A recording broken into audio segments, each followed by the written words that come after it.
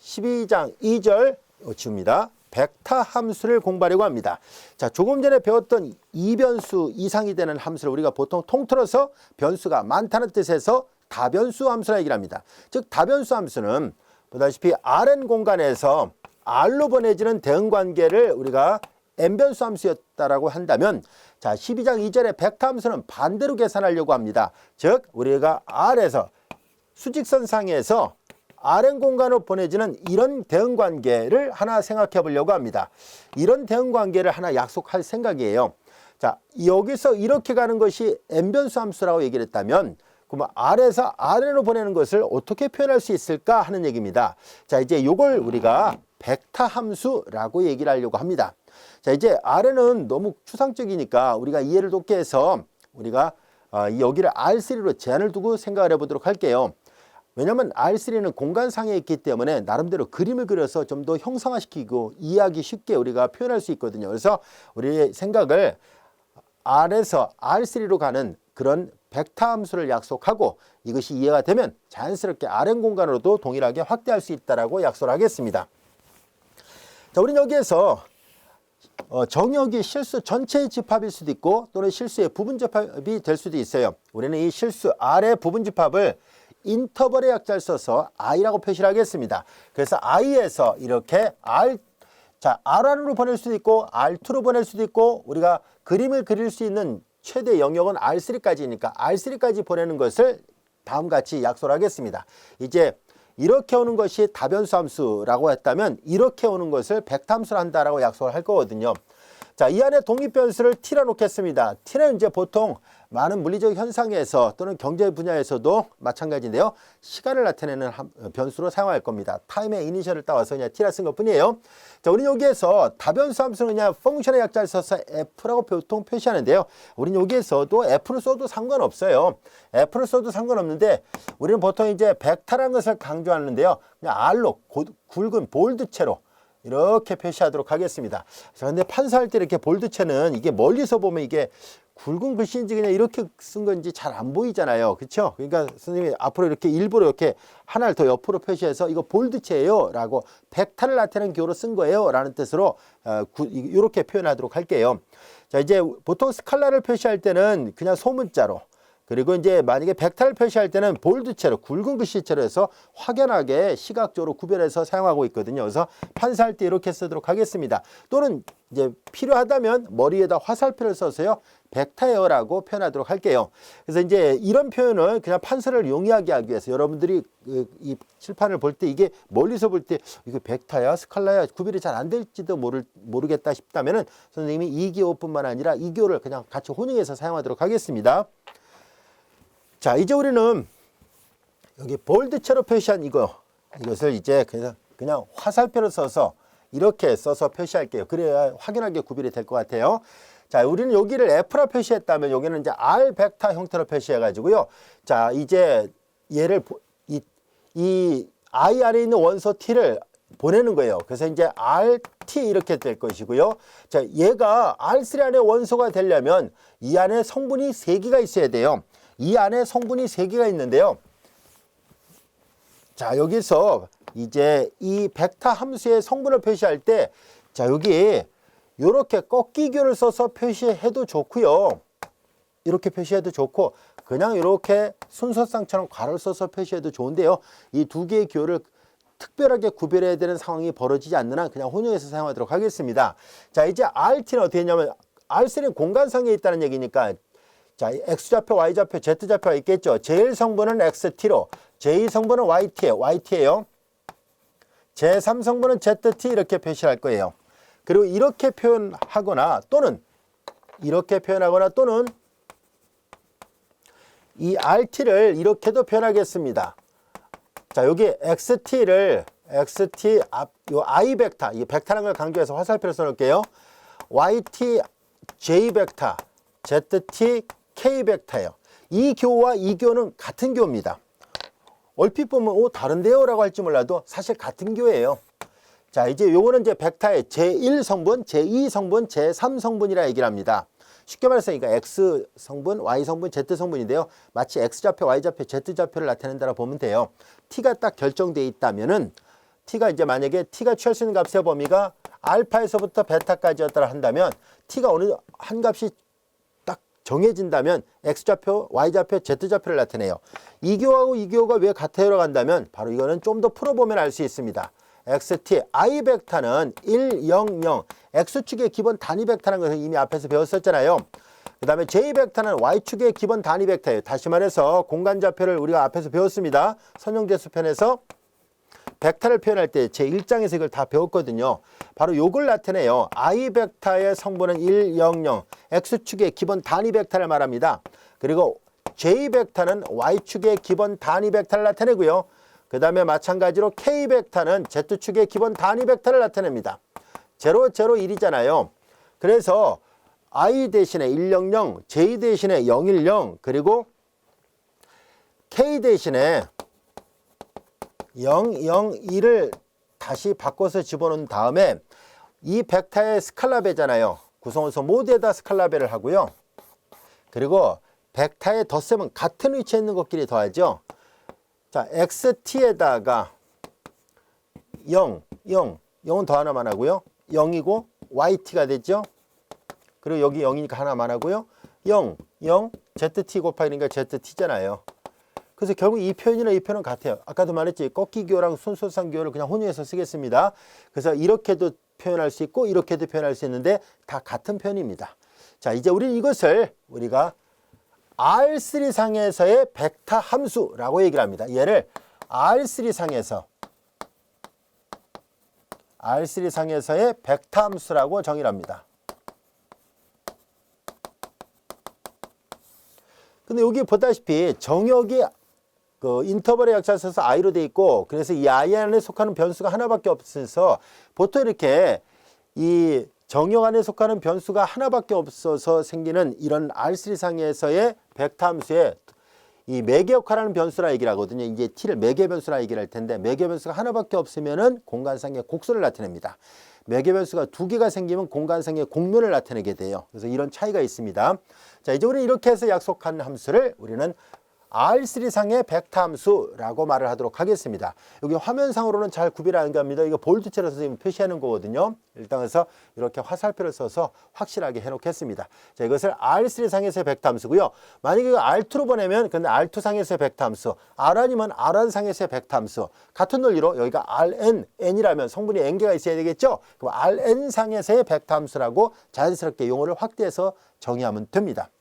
자, 이제 우리는 이 벡터 함수에 대한 개념은 결과적으로 이 다변수 함수의 개념을 이제 Rn에서 R로 가는 개념을 만들었듯이 R에서 Rn으로 가는 개념을 만들려고 벡터 함수란 말을 사용하고 있었구나 라는 것을 알 수 있고요. 자, 그 다음에 우리는 조금 전에도 살펴봤듯이 다변수 함수의 극한, 정의 이런 것들을 극한이라든가 연소 이런 것들을 정의했었잖아요.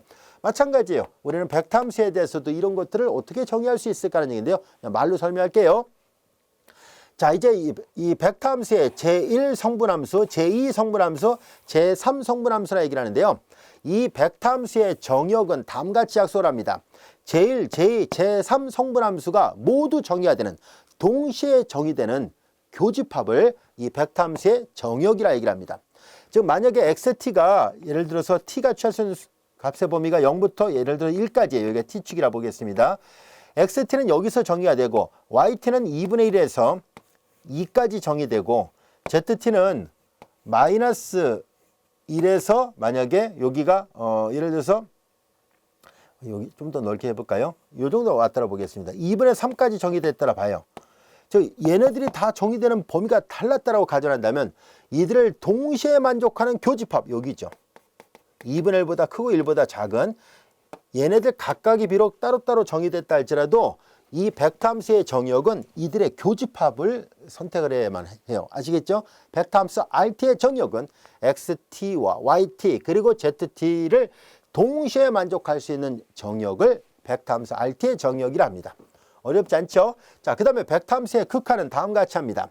리미트 t가 어느 특정 독립변수 하나, 매개변수 역할을 하는 변수가 t 하나밖에 없으니까 t가 만약에 어느 t0로 가까워질 때 xt의 극한이 존재하고 yt의 극한이 존재하고 zt의 극한이 존재한다면 rt의 극한은 만약에 xt의 극한이 예를 들어서 이제 기호를 써서 표시한다면 t가 t0 갈 때 xt의 극한이 알파. 같은 방법으로 리미트 t가 t0 갈 때 yt의 극한이 베타. 그리고 리미트 t가 t0 갈 때 같은 t여야 돼요. 같은 t0로 갈 때 세 번째 성분이 만약에 감마로 간다라고 가정했을 때 이 벡터 함수의 극한은 그럼 어떻게 약속을 해요? 라고 한다면은 이 벡터 함수 rt의 극한은 리미트 t가 t0로 갈 때 자 이제 얘는 각각의 극한이 존재했고 그들이 알파, 베타, 감마였죠. 그러면 제1성분이 알파, 제2성분이 베타로 가고 제3성분이 감마로 갈 때 이 벡터 함수의 극한은 이걸로 약속을 합니다. 각각의 성분 함수의 극한을 벡터로 모아놓은 것이 벡터 함수의 극한이에요. 아시겠죠?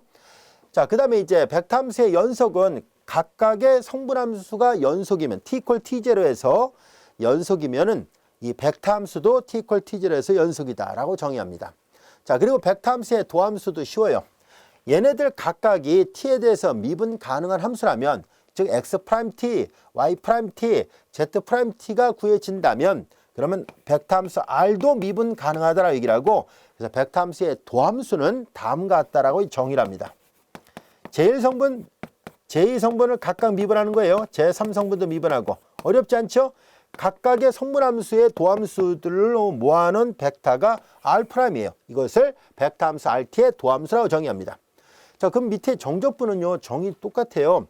얘가 적분 가능하고 얘도 적분 가능, 얘가 인테럴 알파부터 베타까지 적분한 값이 존재하고 여기도 알파부터 베타까지 적분한 값이 존재하고 여기도 알파부터 베타 값이 적분한 것이 존재한다면 이 벡터 함수도 알파부터 베타까지 적분 가능하다라고 얘기를 하고요.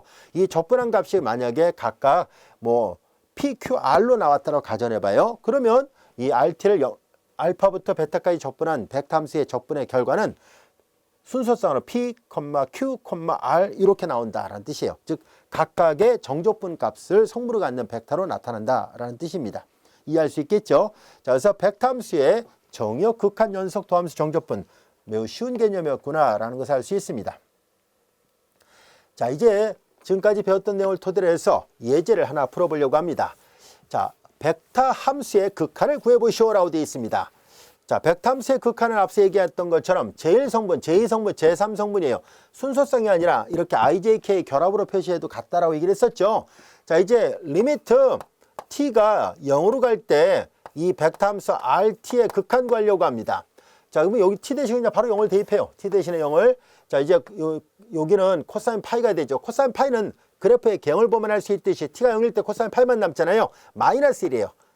자, 그 다음에 요거는 부정형이잖아요. 이거는 우리 앞에서 배웠었죠. 로피탈 정의를 적용하면은 t가 0으로 갈 때 t분의 sin t의 극한은 1이었었습니다. 그래서 여기는 1 안 써도 되죠. 그냥 j만 쓰면 되겠네요.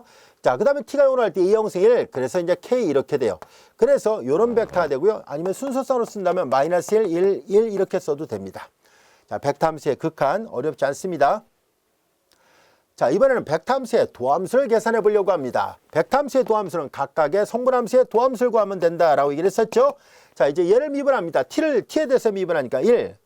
그냥 1을 안 써도 돼요. 자, 그 다음에 루트 t 플러스 1을 미분합니다. 2배 루트 t 플러스 1분의 1 합산함수 안 했고 또 미분해봤자 이거예요. 그 다음에 지수함수 미분하면 자기 자신, 그러니까 2의 t승 k 이렇게 돼서 이것이 바로 문제에서 주어졌던 이 rt라는 함수에 대한 도함수입니다. 자, 이제 벡터 함수가 기하학적으로는 어떤 의미가 있었을까? 벡터 함수의 도함수에 관한 기하학적 의미를 살펴보려고 해요. 먼저 벡터 함수의 그래프를 그리는 문제와 그리고 벡터 함수의 도함수가 시각적으로 어떤 의미가 있는지를 한번 일목요연하게 한번 살펴보도록 할게요. 자, 우리 조금 전에 벡터 함수를 약속했는데요. 자, 이것이 인터벌 i가 취할 수 있는 값의 범위 알파에서부터 베타였다고 보겠습니다. 이제 이 안에 속하는 변수는 매개 역할하는 변수를 t려놨을 때 t가 알파에서부터 출발해서 오른쪽 베타까지 이동한다라고 가정했을 때 자, 이제 이렇게 i는 실수의 부분집합이에요. 그럼 이제 얘를 rt 자, 이제 벡터 함수를 만드는데 우리가 편의상 R3상의 벡터 함수로 만들어 볼게요. 그러면 공간이잖아요. 여기가 X성분, 여기가 Y성분, Z성분이 있는데 자, 여기에서 보면은 자, t가 이 i가 취할 수 있는 값이 알파부터 베타인데요. 자, t가 알파였을 때 공간상의 이 함수가 이제 어떤 식으로든 간에 정의가 되겠죠. 예를 들어서 뭐 이런 식으로 정의된다든지 아니면 이런 식으로 정의된다든지 뭔가 함수가 정의돼 있겠죠. 그 어떤 벡터 함수가 잘 정의되어 있다고 가정했을 때 우리가 t가 알파일 때 대하는 점이 여기 있었다고 볼게요. 자, 그럼 이제 t가 알파일 때 벡터 함수의 위치는 여기 있고요. 그 다음에 t가 움직여요. 이렇게 움직일 때마다 각각 공간상의 어떤 점으로 움직였다고 보겠습니다. 요 점을 통과할 때 여기쯤에 있고 요 점을 통과할 때 여기에 공간상에 이렇게 점을 이렇게 찍을 수 있었다고 볼게요. 자, 여기 t가 베타로 왔을 때 여기쯤에 있었다면 r 베타 이렇게 쓸 수 있고요. 이것은 마치 여러분들 어떻게 이해하면 이 벡터 함수를 이해하기 쉬우냐면, 자, 우리가 관찰자 입장에서 하늘 날아가고 있는 이 비행기를 우리가 관찰하고 있다고 가정해 봐요. 우리가 지금 이 시각에서부터 비행기를 관찰하고자 하고요. 그 비행기의 위치를 좌표를 표시했다고 보겠습니다. 근데 이제 비행기가 날아가고 있을 거 아닙니까? 그래서 우리가 딱 예를 들어서 10초 동안만 관찰한다고 가정했을 때 1초마다 그 비행기 위치를 기록했다고 가정해 볼게요. 그래서 10초가 경과한 후에 지금부터 출발해서 10초가 경과한 후에 이 시간 보통 이제 물리적 의미를 다룰 때 보통 시간을 많이 쓴다라고 얘기를 했죠. 그래서 이제 지금부터 10초간 이 물체를 관찰했을 때 1초마다 측정을 했다고 봐요. 그럼 비행기가 이렇게 이 궤적을 통해서 날아간다고 봤을 때 결과적으로 자연스럽게 이 곡선이 비행기가 움직인 궤적이에요. 이 궤적이 바로 벡터 함수예요. 우리가 벡터 함수란 말의 의미는 바로 이런 뜻입니다 라는 얘기예요. 자, 얘가 바로 RT를 나타내는 궤적, 이것이 R3 공간상의 벡터 함수가 갖고 있는 기하학적 의미는 공간상의 곡선을 나타내고 있구나 라는 것을 알 수 있습니다. 마치 비행기가 움직이는 궤적, 이것을 수식적으로 표현한 식이 바로 이 벡터 함수라고 생각하면 돼요.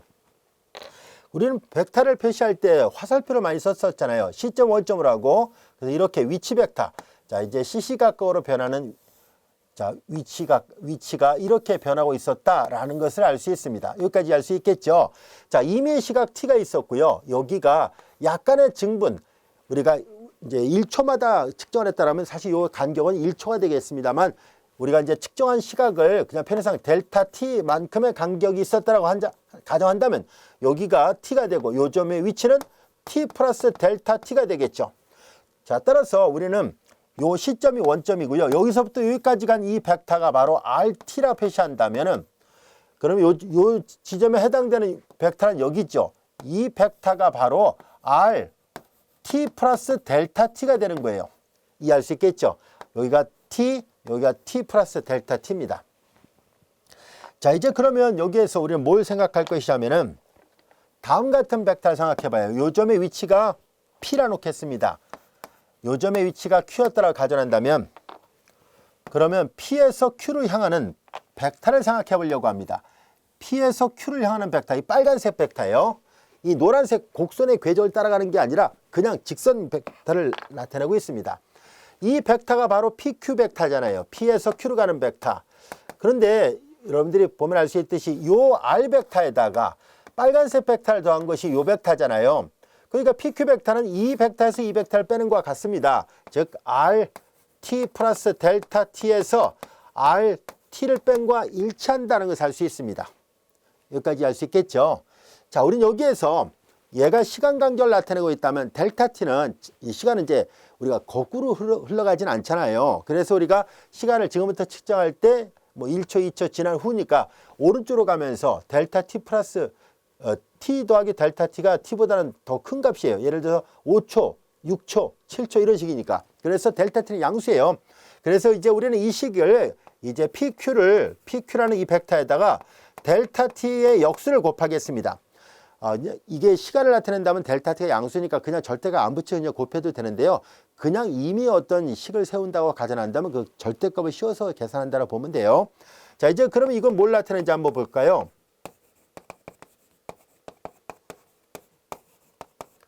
여기에다가 델타 T분의 1을 곱한 거예요. 요거는 이제 양수가 되는 값이에요. 자, 요 벡터가 바로 빨간색 벡터예요. 요 빨간색 벡터. 요 빨간색 벡터에다가 이거는 뭘까요? 양수잖아요. 양수를 곱했다는 얘기니까 벡터의 방향을 바꾸진 않아요. 하지만 크기는 변동을 시킬 수 있죠. 왜냐하면 요 값이 1보다 작으면 1보다 크면 확대, 1보다 작으면 축소가 되잖아요. 만약에 요 값이 1보다가 컸다면 확대가 되겠죠. 이 그냥 편의상 확대한 그림으로 표시해 볼게요. 델타 t분의 1. 그래서 r t 플러스 델타 t 마이너스 RT가 돼요. 여기까지 이해가 됐죠? 물론 이 델타 t분의 1이 뭐 0.3 이렇게 숫자가 1보다 작으면 축소가 돼요. 이 빨간색보다 더 짧은 벡터를 만들면 됩니다. 자, 일단 이렇게 표현한 이 벡터가 이 그림에서 그냥 편에서 여기 1보다 컸더라 볼게요. 이 벡터가 바로 이 파란색 벡터예요. 이 파란색 벡터는 빨간색 벡터랑 같은 방향을 나타내고 있습니다. 이거 양수였기 때문이에요. 자, 이제 우리는 여기에서 우리는 뭘 시도를 할 것이냐면 극한을 취해보려고 합니다. 이제 이 식의 양변에다 리미트를 취해볼 거예요. 델타 t를 0으로 보내겠습니다. 델타 t를 0으로 보내면 자 이제 이 델타 t분의 1을 곱했다는 얘기는 이걸 이렇게 편의상 이렇게 써도 되죠. 나눴다라고 표현하면 되잖아요. 요건 이제 스칼라 값이에요. 요거는 벡터고요. 벡터를 벡터로 나눈 게 아니라 델타 t는 스칼라예요. 스칼라 델타 t의 역수라는 스칼라를 곱한 거는 델타 t라는 스칼라로 나눈 거와 똑같은 거니까 여기 위는 벡터지만 아래는 스칼라예요. 이해할 수 있겠죠? 자, 근데 이걸 왜 이렇게 만들었어야 하면 이건 마치 일변수 함수의 도함수의 정의하고 똑같아졌잖아요. 자, 델타 x분의 fx 더하기 델타 x 마이너스 fx 그리고 리미트 델타 x에 영어로 갈 때 마치 일변수 함수의 도함수의 평균 변화의 극한 개념처럼 기호를 바꿔놨다는 것을 알 수 있습니다. 이 극한이 존재한다면은 이 극한을 뭐라 쓸 것이냐면은 자 이제 이게 f였다면은 우리가 f'이라 썼잖아요. 마찬가지예요. 여기서 r't 이렇게 쓰겠습니다라는 얘기예요. 그래서 우리가 조금 전에 약속했던 벡터 함수의 도함수가 의미하는 바는 바로 이 기호로 설명이 가능하다라는 것을 알 수 있습니다. 그럼 이 말이 무슨 말이었을까요? 델타 t가 0에 가까워진다는 얘기는 무슨 말이었을까 하는 얘기인데요. 자, 얘가 가까워진다는 얘기예요. 자, t가 고정되어 있다라 볼게요. 그리고 델타 t를 자꾸 줄여요. 마치 우리가 영사기로 이렇게 촬영을 했다가 그걸 이제 거꾸로 이렇게 시간을 마치 거꾸로 보내듯이 영사기를 거꾸로 이제 영화를 이제 거꾸로 이제 보듯이 이렇게 드래그해서 이렇게 왔다 갔다 하잖아요. 그렇죠? 만약 컴퓨터로 영화를 본다고 가정했을 때 그런 식으로 자 이제 어떤 특정한 시점에서 시간이 흘렀던 거를 정지시켜서 다시 뒤로 이렇게 간다고 생각을 해봐요. 그래서 델타 t가 자꾸 줄어든다면은 그럼 어떤 일이 벌어질까요? 바로 이 초록색 벡터가 점차 위치가 이렇게 바뀌겠죠. 저 공간상에 움직이는 비행기가 자, 영화를 거꾸로 이제 되감으니까 자꾸 뒤로 오는 것처럼 돼 있잖아요. 그렇죠? 그러니까 어느 순간에 요 P점에 아주 가까워지겠죠. 요 벡터가. 요 Q점의 위치가 P점에 아주 가까워질 것이고 그러면 그 순간에 이 극한이 존재했다는 얘기는 이 R'T가 존재했다는 얘기는 무슨 말이겠어요? 원래 PQ가 이 두 점을 지난 직선이잖아요. 그렇죠? 두 점을 지나는 요 점에서 요 점으로 향하는 벡터였는데 극한을 취해보니까 어떻게 되겠어요? Q가 노란색 곡선을 따라서 점차 P에 가까워지니까 현미경으로 들여다보면은 가까워질 뿐이지 아직 딱 붙어 있지는 않아요. 그런데 아주 가까워지고 있으니까 두 점을 연결해 버리면 이게 거의 이렇게 접선처럼 나타나게 돼요. 바로 이 보라색 벡터가 바로 R'T 벡터예요. 자, 이 PQ 벡터가 이걸 나타냈다면은 여기에다 델타 T 역수를 곱해서 극한 취한 이 R'T는 바로 공간 곡선상에 놓이는 한 점에서 접하는 접선 벡터입니다라는 얘기예요. 이 접선 벡터가 물리적으로는 어떤 비행물체가 이동하는 방향을 나타내게 돼요. 접선 벡터 방향으로 이동을 하거든요. 매 시시각각마다 이 접선 벡터의 방향은 당연히 바뀌어집니다. 그래서 어떤 물체가 계속 움직일 때 그때 움직이는 진행 방향은 접선 벡터 방향으로 진행하는데요. 바로 이것이 R'T였었습니다. 라는 것을 알게 됐습니다. 자, 이제 여기까지 알 수 있겠죠? 자, 이제 이 곡선에 접하는 접선 벡터가 바로 R'T인데요. 자신의 크기로 나누면 당연히 단위 벡터가 되잖아요. 그래서 단위 접선 벡터라 불려지는 것을 만들 때 R'T의 크기로 나누면 돼요. 이건 크기로 나누는 거니까 자신의 크기로 나누면 단위 벡터가 되거든요. 그래서 이걸 그냥 간단하게 단위 접선 벡터라고 얘기를 합니다. 유니트 탄젠트 벡터라 얘기를 해요. 아시겠죠? 그래서 이제 벡터 함수가 의미하는 바는 공간상의 곡선이고 그리고 R'이 의미하는 바는 특정한 점에서 이 접선 벡터를 나타내고 있었구나 라고 이해를 하면 충분합니다. 자, 우리는 간단한 예문 하나 살펴보려고 합니다. 예제 5번의 문제를 보겠습니다. 예제 5번. 자, RT가 코사인 T, I 플러스 사인 T, J 이렇게 되어 있습니다.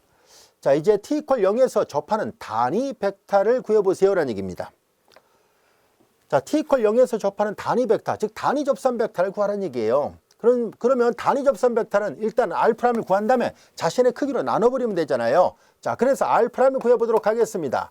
R't를 구하는 것은 각각의 성분함수를 미분하죠. 코사인 미분하니까 마이너스 사인 t i 벡터, 사인 미분하면 코사인 t j 벡터가 됐습니다. 이제 R'의 크기를 계산하는데 우리는 앞에서 배웠어요. 벡터의 크기 루트 각각의 성분함수의 제곱이에요. 마이너스 사인의 제곱이니까 플러스 사인의 제곱 같죠. 코사인의 제곱이죠. 근데 이거 사인 접더에 코사인 접이 1이잖아요. 1의 루트 씌워봤자 1. 그러니까 이 R't의 크기가 1이었기 때문에 이 벡터 자체가 단위 접선 벡터가 됐네요. 앞서 단위 벡터를 이제 우리 교재에서 t로 표시했었으니까 그냥 t로 표시를 해볼게요. 자, 단위 접선 벡터 t는 R'의 크기로 나눈 거예요. 이 크기가 1이니까 그냥 R't 이 벡터 자체가 마이너스 사인 t i 벡터 플러스 코사인 t j 벡터가 단위 접선 벡터였다라는 것을 알게 됐습니다. 충분히 이해할 수 있겠죠? 이 단위 접선 벡터를 어떤 책에서는 이게 대문자로 써서 이렇게 표시하는 볼드체로 이렇게 표시를 해요. 볼드체로. 우리는 화살표로 이렇게 표시하겠습니다. 근데 이제 우리 책에 소문자로 썼는데 저자마다 어떤 책에서는 대문자 T로 볼드체로 써서 단위 접선 벡터를 구별해서 사용하기도 합니다. 자, 단위 접선 벡터를 구한다는 말 뜻 이해할 수 있겠죠? 자, 이어서 예제 6번의 문제를 보겠습니다. RT는 자, 이제 RT가 의미하는 바는 앞서 얘기한 것처럼 공간상의 어떤 곡선이다 라고 얘기를 했었잖아요. 자, 여기에 보면은 RT가 로 코사인 TI 더하기 로 사인 TJ 이렇게 돼 있을 때 얘가 제1 성분이 X좌표, 제2 성분이 Y좌표예요. 자, 보통 이제 이렇게 됐을 때 이 벡터 함수 RT에서 로 코사인 TI 벡터, 로 사인 T J 벡터 이렇게 있어요. 자, 여기에서 여기가 제1 성분 X예요. 여기가 제2 성분 Y를 뜻합니다. 자, 그런데 여기에서 만약에 매개 변수를 소구할 수 있는지를 한번 살펴볼게요. 항상 매개 변수를 쉽게 소구할 수 있는 것만은 아닙니다. 그러나 만약에 이건 줄여서 X 더 줄여서 Y라 써볼게요. 자, 우리는 X의 제곱 더하기 Y 제곱을 한번 해볼까요? 이걸 제곱합니다. 로 제곱 코사인 T의 제곱 플러스 로 제곱 사인 T의 제곱이니까 로 제곱 공통하니까 묶어내면 사인 T의 제곱 이렇게 됐죠. 자, 그래서 로 제곱 바깥으로 묶어내고 코사인 제곱 더하기 사인 제곱은 1이니까 이건 로 제곱입니다. 매개 변수를 소구시켜 놓고 나서 보니까 이 모양이 됐습니다. 이것은 뭐예요? 중심이 원점이고 반지름이 로가 되는 원을 나타낸다는 것을 알 수 있습니다. 자, 여기는 i하고 j까지만 있으니까 R2 평면상의 벡터 함수예요. 평면상의 벡터 함수는 이 평면상의 어떤 곡선을 나타내게 되는데요. 이거 확인해 보면 t가 취할 수 있는 값이 0부터 파이예요. t가 취할 수 있는 값이 0부터 파이라면은 여기서 출발해서요. 얘는 원의 방정식을 나타내기 때문에 여기서 출발은 여기서 하고요. 도착은 여기로 하네요. 왜냐하면 파이까지 오면 여기까지밖에 안 와요. 2파이면 한 바퀴 빙 돕니다. 여기서 출발해서 로, 0에서 출발해가지고 마이너스 로, 0까지 도착을 합니다. 원의 상반원을 이동을 하고 있어요. 이것이 이제 문제에서 주어졌던 평면곡선 RT예요. 자, 이제 뭘 구하라는 얘기냐면 RT는 반지름이 로가 되는 원의 매개 방정식 표현입니다라는 얘기예요. 이 상반원만 나타내고 있어요. 0부터 2파이면 원을 전부 다 그리면 돼요. 자, 이 원에 접하는 접선 벡터는 반지름 벡터와 직교하는 것을 보이죠 라는 얘기예요. 이게 무슨 말이냐면은 자, 이제 요 안에 위치를 나타내는 벡터 RT를 찾아요. RT하고 자, 직선이 이 곡선이 이 움직이는 궤적. 자, 여기 궤적이 노란색인데 R'은 한 점에서 요 한 점을 P라 놓겠습니다. 한 점에서 접하는 이동 방향으로 접하는 접선 벡터거든요. 앞서에도 얘기했잖아요. 이 곡선은 이 접선 벡터 방향으로 시시각각으로 움직인다 했었는데 이것이 R'T예요. 자, 근데 여기서 뭐냐면 서로 직교한다. 이게 90도가 된다는 걸 확인해 보라는 얘기예요. 자, 이제 두 벡터가 90도로 직교한다는 얘기는 내적이 0이라는 걸 보이라는 말과 같은 말이에요. 자, 그래서 우리는 내적 우리 앞에서 배웠었어요. 자, RT는 이거였고요. 그래서 R'T를 계산해 봅니다. 얘를 미분하니까 마이너스 로 사인 T I 벡터. 얘를 미분하니까 로 코사인 T J 벡터입니다. 자, 이제 그러면 RT와 R'T의 내적 계산합니다. 내적은 자, 이제 제1 성분끼리 곱합니다. 제1 성분끼리 곱하니까 마이너스 로 제곱 사인 T 곱하기 코사인 T가 되고 플러스 제2 성분끼리 곱해요. 얘하고 얘를 곱하니까 로 제곱 로 제곱 사인 t 코사인 t인데 이건 마이너스 플러스니까 당연히 다 더하면 제로잖아요. 내적이 제로란 얘기니까 서로 직교하는 게 맞다는 것을 알 수 있습니다. 그래서 위치 벡터 rt와 접선 벡터 r't는 항상 직교합니다. 자, 이거는 원운동하는 물체에 대해서도 언제나 마찬가지로 돼요. 예, 접선 벡터하고 위치 벡터는 항상 90도예요. 직교한다는 것을 알 수 있습니다. 예제 6번 이해할 수 있겠죠?